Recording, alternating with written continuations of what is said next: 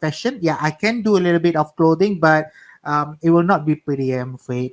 Okay, so I'm actually the program lead in social innovation. We're looking at into how social innovation works in our community and in terms of both social and also environmental sector. And I'm actually under tech and innovation department. That would be, this is quite mouthful. The agency that I am in is actually Malaysia Global Innovation and Creativity Center. I guess you guys already understand. You guys already hear from Kak Juan yesterday, looking at into what is magic. So we are not doing a little bit of magic, but what we do is actually we look at into innovation and creativity. Right. So today's topic, thank you so much, everybody. We look at into ideation. Okay. By the way, I'm not the radio DJ as well, so don't confuse me. So even though I have a big ass microphone here, but I'm not a DJ radio or video announcer. So it's just something that I really like to have. Barulah nampak gempak sikit ada mic kan. Okay.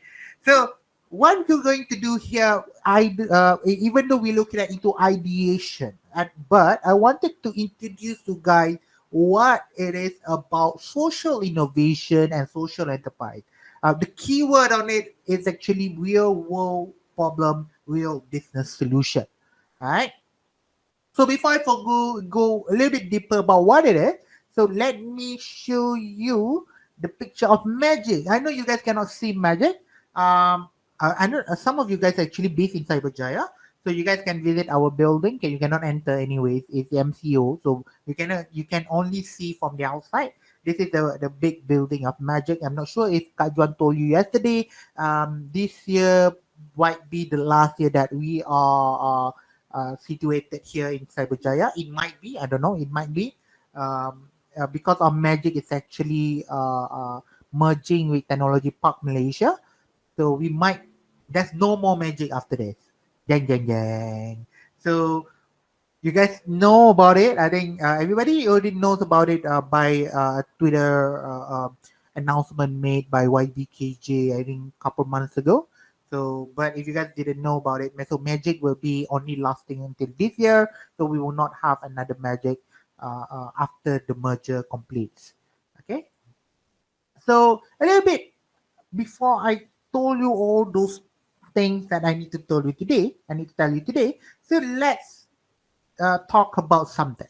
The illiterate of the 21st century will not be those who cannot write, will not be those who cannot read, but those who cannot learn, unlearn, and relearn. Right? There's three things that learn, unlearn, and also relearn. So that would be the new meaning of illiterate. This is by Erwin Toffler, the writer for Future Shock. So this is a very interesting statement. I know some of you guys already know. We're going to talk about innovation again. I did learn this. Putri already teach me last semester. I did talk about it. EDC already teach me all these things.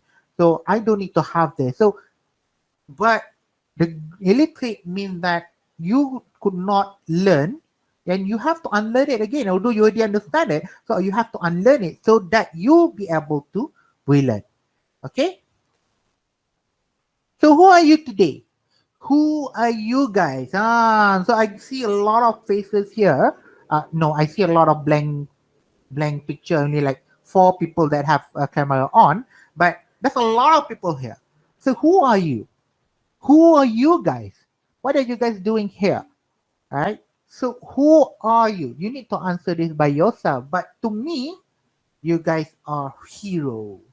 All right. So if you face a little bit of difficulty, I know it's working from home. I know it's a live session. I actually do this when I have a physical session, a face-to-face interaction. So you guys can stand up. Let me stand up a little bit. Okay. You guys can stand up and you can pose like a hero in 2 minutes. Okay. Why it's very important to pose like hero for 2 minutes, right? It's actually a psychological proven activity. It can boost your confidence and reduce your stress. So when you stand up and pose like superhero, of course you will not be superhero. You will not wear your underwear inside out, right? So it actually creates a posture that gives you a confidence. And from that, Actually, when you stretch your shoulder, it can reduce your stress level. So everyone here is actually hero and heroine, regardless of gender. You are amazing. Okay, don't try this in your car. I'm afraid you guys will get into an accident. But if the car is already stopped, yeah, you can try do it. So um, why I'm showing this to you guys because of I know the stress that we actually face during this particular period of working from home, all the online classes, right? All these lecturers sometimes let me be a little bit of Manglish there. All these lecturers sometimes didn't know our problem. Always got assignment. They thought we have like 20 or 30 hours per day. So I know you guys are very stressed. This is a very stressful moment for you guys. It's a very long year since last year. We've been facing MCO, whatever CMCO, whatever O again. So you need to take 2 minutes of your time just to do the hero pose. It will help you with your confidence. Again, everybody here is a hero. Why? Because in the way are you guys have option not, I hope so, you guys have option not to enter this room, but you guys actually, everybody is here because you wanted to learn. That's really really amazing. I applaud. Amazing. Okay. Before we start, there's no learning. This is actually very my introduction. Very long introduction. What is this fellow keep babbling about? All right. Okay. The learning condition for today is 3 items. One, there's no negativity. All this negativity need to go away. Yeah, cancel, go away. Right? So you need to make sure all the negativity go away. Because when I do training, there's a lot of people out there saying that, Allah, this one can lah. You can, I cannot. All this negativity mindset need to be curbed. Right? You guys don't need to have that kind of negativity. So and then you need to keep your open mind, right? Don't always be so judgmental, like dia buat salah, oh, what is this? So keep an open mind to all those ideas because we don't know that one idea might actually turn out to be $1 billion idea. We do have a lot of cases out there that it might be crazy to begin with. All right. One of the example that I had experienced myself is when Athena started to do their product. Do you know about the all the bamboo husk and buluh all the bamboo thing? It's actually been made into sanitary pad, woman sanitary pad. My first thing that kept into that goes to my mind is tak gatal ke letak dekat situ. Kan?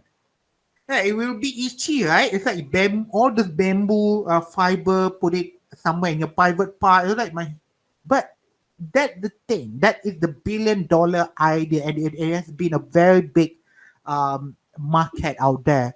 That even though it's made from bamboo, it's actually very very good product, and it worth $1 million now. So amazingly keep your open mind because we don't know what kind of idea that might spur. Right today in this particular ideation session that we have today. So sometimes one of you guys might have a very very good idea, but you guys since you guys are having a very negative thought, you guys are very judgmental thought, you might have like, alah, itu aku pun boleh buat ya. So whatever, dude. So keep an open mind. And then the third condition is actually pay attention. Right? Even though I speak like mumblish, whatever, apa ke hai orang ni baby daripada tadi kan. So pay attention because you might find something here that might spur your interest in social innovation and social entrepreneurship. Okay? Right, let's talk about innovation. I'm not sure what you guys have learned yesterday. Innovation is actually by dictionary. Innovation means a new idea, method, or device, or it could be something as simple as introduction of something new. The word there, the keyword there is actually new. Innovation is new. right? And innovation always been tied up with the art of problem solving. So in order for you to innovate, you need to have problem to begin with. That's actually innovation. And why I mentioned the word new, because a lot of people out there has been have this kind of misconception. If innovation must be like something high end, high technology, could be a robot, could be 5G, IoT, and whatnot. No, it's not like that. Innovation is means that the introduction of something new, right? So innovation is a process. It's not a product. It's not that you need to have a jumbo mechanical arm take item, right? It's not having like a robot. It's not having like a 5G IoT, whatnot. So innovation is a process. It's not always about the technology, right? It could be something that really simple, right? So for you guys, let's use the chat here. I think the chat need to be more active. You guys don't be so shy. All these people, why you need to be shy? You need to actually participate. But don't interrupt my speech. You put it in the chat. You put it in the chat there. Okay, this is one of the longest innovation existed. Let's try. Don't put it in your phone. Don't put it in your calculator. All right, what is the answer to this particular problem? It's a mathematical problem. Even law lecturer pun can also do this. Right, long division. You guys learn it in primary school. You guys learn it in grade 1 or grade 2. Some of you guys learn it in grade 5. So you can actually answer this. Right, it's a long division. It's actually one of the oldest innovation existed in the modern world, but it's actually introduced by Henry Bates. Alright, there's no answer. Why is there no answer in the chat room? Why is there no answer? Okay, excellent. Aisha Nadila, congratulations, you become the first person to answer it. I'm not sure is it right. Yes, it is right. 547. Alright. So is there any more answer? Yang lain mana? This one shy one. This one guys, student MMU. Ish. Don't be shy. Put it there. Put it the answer there. Yeah, bravo Aisha. You need to put the answer, not to say bravo. You put the answer first.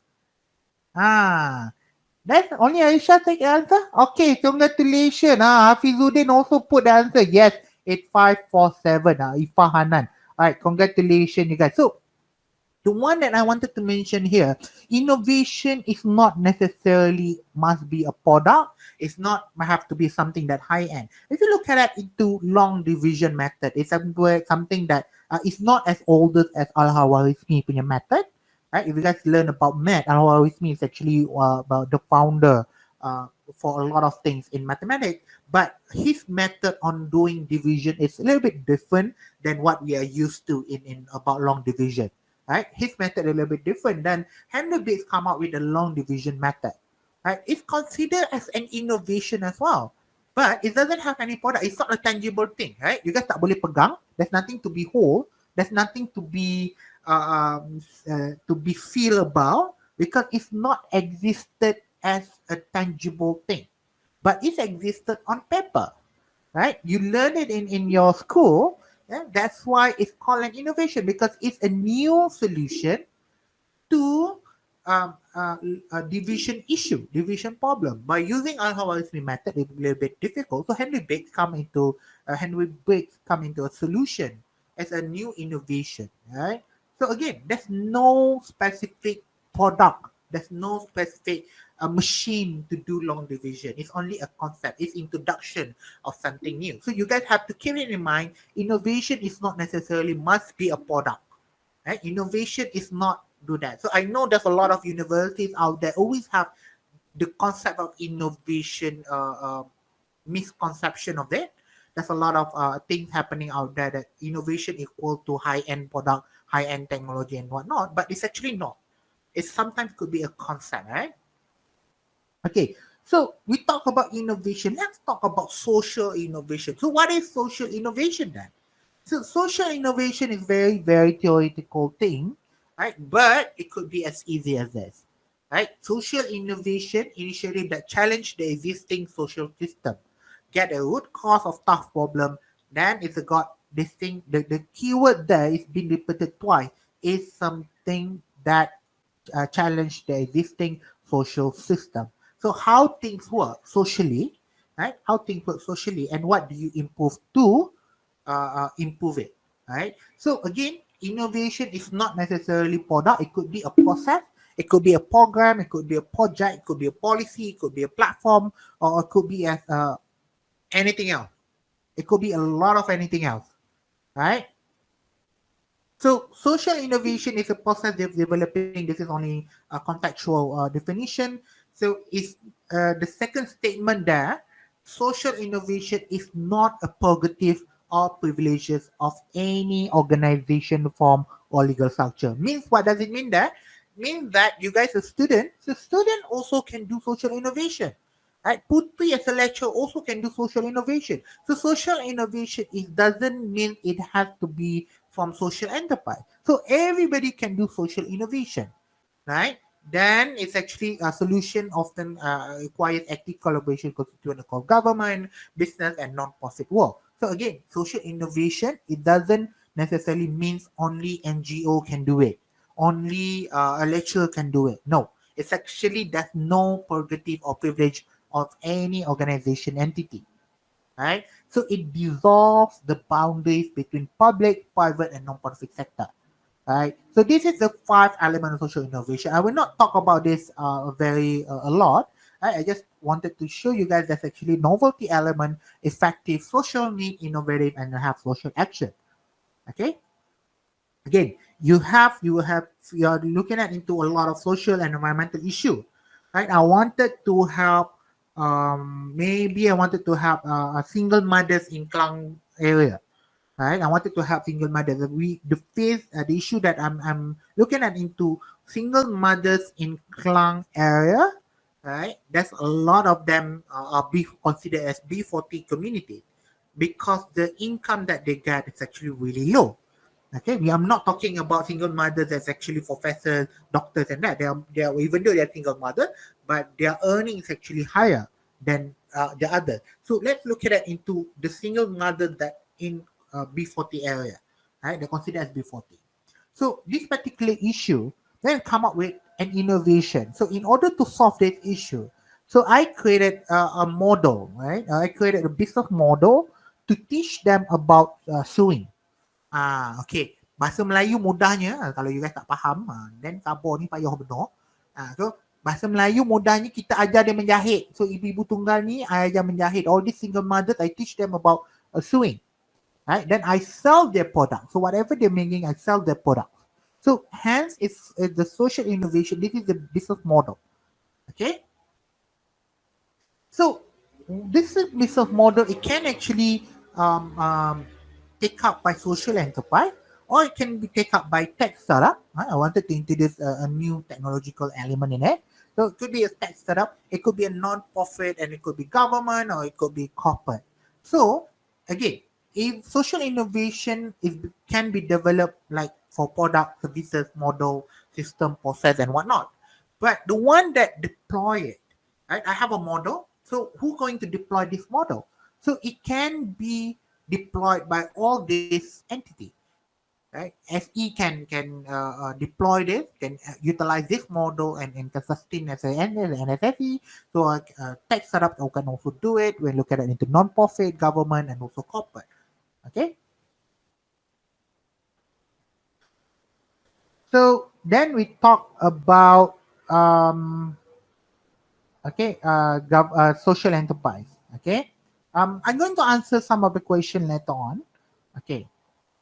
All right, let's talk about this particular slide. I think we have two questions here. Is there any specific criteria? First question from Aiza. Is there any specific criteria that determines whether my innovation falls under social innovation category or the other one? For an example, why serving for the SDG goal to innovation, we serve for a social cause? Can we have example for ideas which do not serve on a social purpose? Right. Okay, excellent. Reza, this is actually a very, very good question. Right. Again, let's look at it into this particular. Okay, there's quite a lot of slide here. Okay, this one. Okay, this is some of the element of social innovation.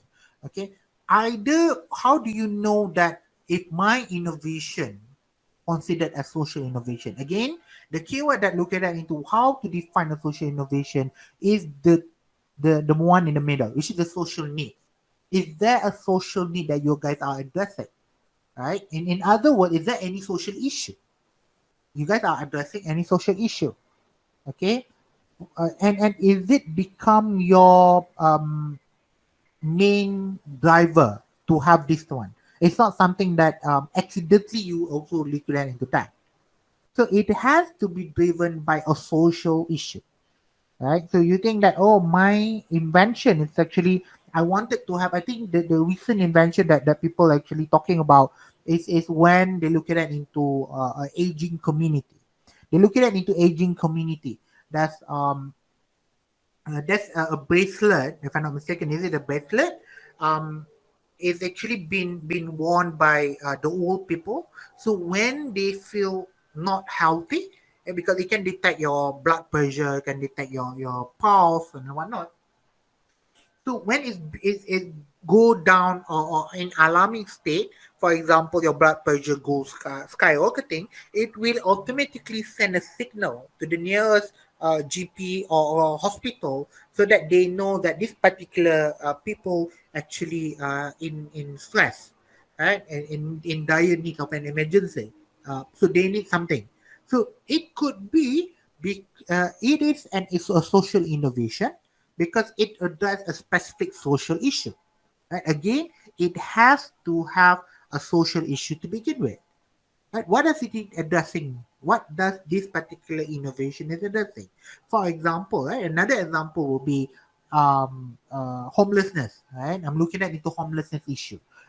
In KL, there's a lot of homeless. So it is expected about 1.2 million people will go into homeless, will fall under homelessness within next 5 years. So now we have about a few thousand homeless people in KL. So what do we do to solve it? So I actually come up with a solution, right? And with an innovation, it sometimes it not to be a high end innovation. I come up with an employment model so that this particular beneficiary, which is the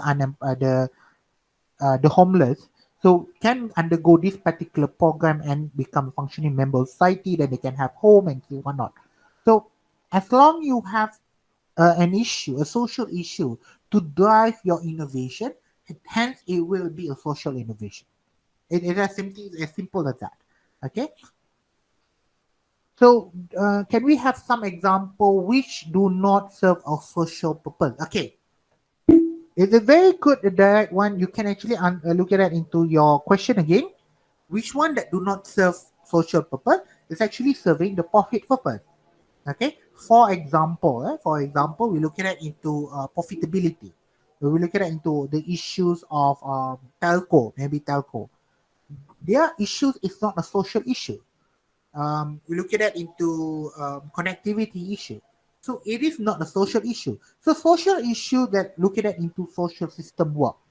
We look at it into what is the social issue happening in Malaysia, right? Apart from that, it become not a social issue. So it could be a profitable issue, or it could be that technological issue. So it is not a social issue, right?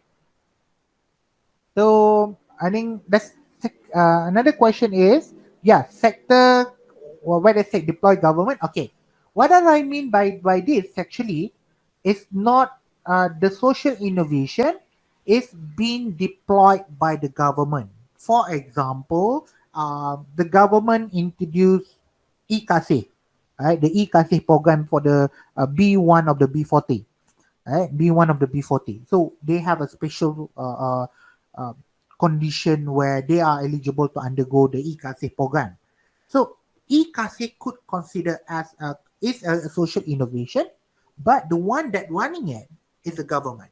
So means that it's been deployed by the government, right? Not for profit. They might have that. So social innovation, they doesn't look at that into sustainability and whatnot. They look at that into the deployment part later on. Will look into that sustainability. Means that they look at that into profitability and whatnot. Right? Some of it could be run by the government, could be run by the corporate, it could be run by non-profit or tech startup or SSE. Okay. So we are looking at into SE. A very good question just now. Yeah, how the government embark social innovation in their daily delivery to the people, to the rakyat, right? So this is actually really really interesting to look at into that how they adopt social innovation in their deliveries to the purpose of serving the people, right? So now we're looking at into what is social enterprise, right? Okay, this is our ex-CEO. She's no longer ex-CEO. So let's look at it into this quote. SE are change makers. Social entrepreneurs are change makers. They have the ability to reset capitalism, challenge charity organization, and disrupt the way that social good is delivered. Okay, they can create, they can uplift, they can empower an economy as well as the society. So why this particular quote is really really important? Because of the two elements that SE have. So what does SE mean? So SE, they got one social, second element is the entrepreneurship, right? So they have the two elements. One is social, one is the entrepreneur. Okay. So what is the definition of SE? In Malaysia, they have a lot of definition out there across the world. Every country have their own definition. But in Malaysia, a social enterprise for now, a social enterprise is a business entity that is registered under any written law in Malaysia that proactively create positive social or environmental impact in a way that is financially sustainable. Oh, it's very long definition, right? It's a three line of definition, right? It's three line of a sentence, okay? But let me break for you guys to easy to understand. Let me break it down into three category, right? Three segmentation of the definition. The first segment is business entity that is registered under any written law in Malaysia. Okay, means that when we look at that business entity is actually under five, right? For now we identify under five, right? That's a five business entity. The first one, if you registered under SSM, as company syarikat, right? The second one we look at it into the entity that registered under ROS, register of society. The third one we look at it into the one that register under Koperasi, Sonjaya Koperasi Malaysia. The fourth one we look at it into register of youth, Pertubuhan Belia. The fifth one for Borneo, they can register under PBT, their own PBT, right? The local authority. So they can register under their local authority. Okay, that will be business entity. The second one, we look at it into the second part, we look at it into proactively create positive social or environmental impact. Okay, that's mean what does it mean by this particular segment? Why they exist? Again, why do they exist? So my company exists because I wanted to help the single mothers. Okay, so that is why, right? The proactively create positive, right? The why you exist. You have the impact, the social impact.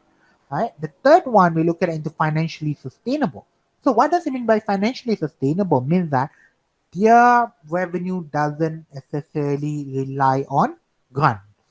Right? It's not majorly rely on grant. Asyik grant aja, banyak-banyak grant. This year got grant from Teraju, next year they got grant from Mara, the next 2 years got grant from this. So they cannot rely on grants, right? They have financial model, a business model to sustain themselves. Hence we go to the element of social enterprise. So the element got three. Right? Remember this, the element got three. The first one, they have to have a social mission. Why do you exist? Right? The second one, we look at it into target beneficiaries. Who do you want it to help? Right? Who do you want it to help? The third one, how do you sustain yourself? The business model.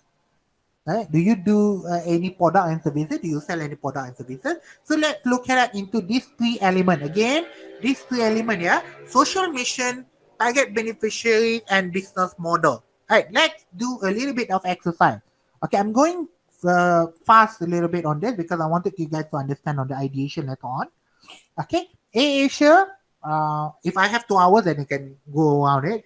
Okay, but I'm ending soon. So social mission, Asia doesn't have not that detailed social mission because the social mission everybody can fly. So that is not exactly a social mission. That's only a tagline. Then do they have a business model? Yes, they do have a business model. Right? Do they have target beneficiaries? The one that they mentioned is everyone who they wanted to have. So hence they are not a social enterprise. Okay, have you guys heard about Mercy Malaysia? Have you heard? Put in the chat. Put in the chat. Everybody put in the chat. Have you heard Mercy Malaysia? Sadly, no, sir. Yep. No. No. Yeah. Okay. Good. Okay. When do you hear about Mercy Malaysia? When do you hear about Mercy Malaysia? Okay. Mercy Malaysia is quite popular. When do you know about Mercy Malaysia? When disaster strike. And when the disaster strike, keluar Mercy Malaysia.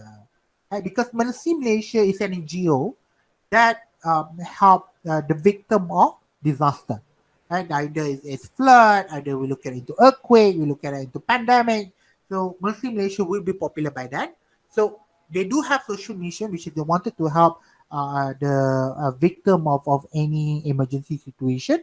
So they do have social mission because they wanted to help.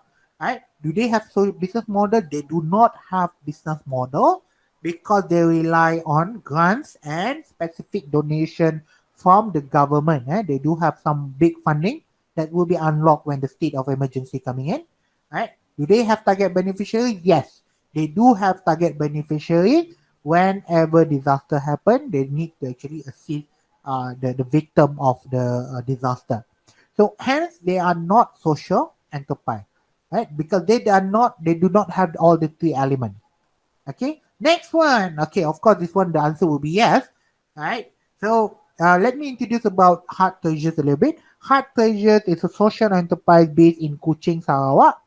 So all these products that you guys see on your screen is actually a product made by all this. They call it Angel, all this PWD, OKU, right? People with disability. So they hire all these PWDs because of this. They don't have this muscle treatment. They consider it as therapeutic program because cerebral palsy, certain PWD condition makes their hand tremors. Right? Tremors macam Parkinson itu kan. So when they teach to make all this craft, they actually strengthen their hand muscle. Right? They strengthen their hand muscle. And this actually make them very strong muscle. So even though they're making product, but it's in other way, they also help the intervention to the beneficiary. Right? And this particular product, even though you look like this is a normal product, it's something that I can find in Central Market and whatnot. But their product, do you believe me, their product is actually available in Japan as well. So that's how big they are, right? So they do have social mission, which is they wanted to help the kids with disability. Okay, then they do have business model because they can sell the product that be made by with all these kids. Right? They do have target beneficiaries considered as their angel. Okay. Uh yeah, I do have two question here.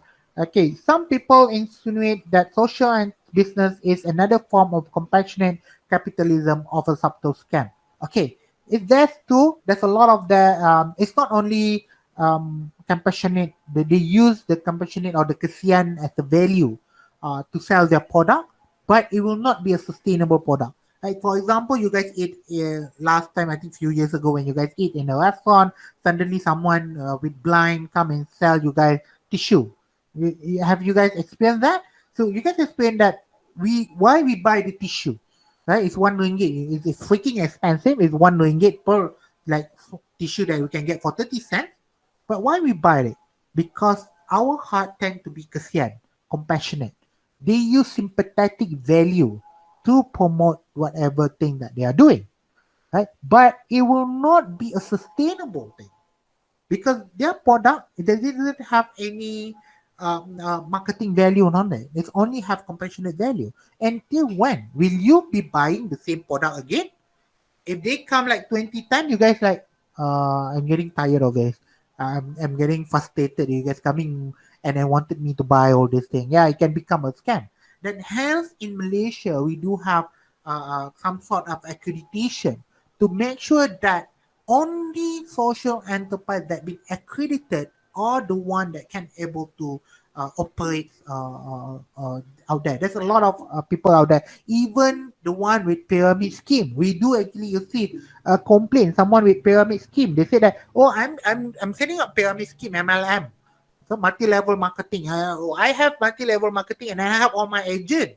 So I can become a social enterprise lah, because I actually have all my agent, right? So all these agent or the student, university student, they are my agent. So I help them get additional income. Hence, I am a social enterprise. Nope. Right? Then we look at it into the model. So are you actually, there's a fine line between helping the beneficiaries and exploiting them, because we do have this issue. We do have this issue. Buy product from orang asli, right? Dia beli daripada orang asli RM1 je. RM1 only, they buy from orang asli. You know how much they sell outside market? RM25. That is 2,500% higher than what they are giving to the orang asli. Okay, that's so horrible. That is not helping the orang asli. But they use the face of orang asli. They use the face of orang asli. Oh, when you buy, you are helping the orang asli. Yeah, RM1 only. I buy from you RM25. So where's the another RM24? Goes to your pocket, right? So hence the accreditation is really important, so that when we accredit any social enterprise, only the genuine one that are the one that be part of our ecosystem. Right? Because there's a lot of that. There are people literally out there, literally their name is social enterprise. They put it as part of their legal name. Right? Like Putri established a social enterprise, Putri Social Enterprise in their Merhat. We were like, oh my God, why do you think? But what they do is MLM. Literally, we faced that issue last year. Right? So we have to combat that, because social enterprise is not an exclusive name. Everybody can put it. Everybody can put it and can use it. But the concept of social enterprise, then we have the accreditation to control people will not be exploiting. Because that's the social enterprise part in Malaysia. I know been open, a lot of things that have been open and looking at into corporates wanted to give donation to corporate social enterprise, or the grant that be opened up for social enterprise. So many people wanted to explore social enterprise, but they are exploiting that particular name or the concept. Okay. Yeah, I hate MLM. I hate MLM too, but that's actually a more. I'm looking at into MLM system as a whole. There's a lot of variety. What kind of model that they are employing? Some MLM is something that really good. MLM is not wrong actually, because misconception of a society. MLM is actually a scheme cepat kaya, yeah, fast rich scheme, Ponzi scheme and pyramid scheme and things like that. But there's a lot of legitimate MLM out there. There's a lot of legitimate, like Koei. I don't Koei, what's the name? Forgot the name of it. Causeway, Shankly. Amway. Yeah, Amway. So all this actually legitimate MLM system, right? And then I'm okay as long they are legitimate. The one that not legitimate is the one that is not based on product. It's based on how many people, right? The product is only cost RM50, but in order for you to get the product, you need to pay membership fee 100, and then your main income come from how many people you get, not from selling the product. So that I have issue with. Okay, I will not talk more about MLM. I'm actually behind my schedule here. Okay. Okay, this is the business spectrum of S and E. Right? SE. Okay, if you look at it into your left, it's not for profit. Means that it's more S. Right? This is actually S here. Right? More left you go, that's S. Not your bottom, but S. The letter S. Okay. Then on your right is the letter E, which is the profit. Right? So SE lies in the middle, where they balance the element of S. They have the element of S and the element of E. Right? There's a lot of organization out there. For example, WWF. Do you know what WWF is? The WWF is not the wrestling. It's not the World Wrestling Federation. It's actually World Wildlife Fund. WWF Malaysia is started to shift. Right? WWF Malaysia started to shift. Right? From the S element, now they start selling their mugs, their merchandise, their t-shirt, their hoodies. So they start selling because they need fund to sustain their operation. So that's why from the S element that they have purely F, they started to shift towards the middle. So that's what the whole NGO started to see, because they cannot sustain themselves based on just gun. Hidup dengan gun aja tak boleh. They cannot live on gun. Right? Same goes like a lot of E element. So the big and mortar businesses out there, all the Sinamberhat and semua tu, so mostly they are not towards in the middle, but a lot of big corporates are starting to shift towards the middle, more socially conscious and whatnot. So they started to shift in the middle, even though they are not employing the SE fully, but they are started to shift in towards the middle. Okay, I will not talk about the business model. I don't have enough time. And I already see my friends here, Shafi already here. Shafi, okay. So, but I wanted to talk about this is the accreditation. So how do we look at that into the percentage? Just now, I believe someone of you guys actually are asking about it. How do we check it? So this is how the accreditation works. Okay, let's look at it into the innovation part. Like I mentioned just now, innovation sometimes always been perceived as problem solving. Right? In order for you to innovate, you need to solve your problem. Okay, so hence in order for you to innovate, you need to think.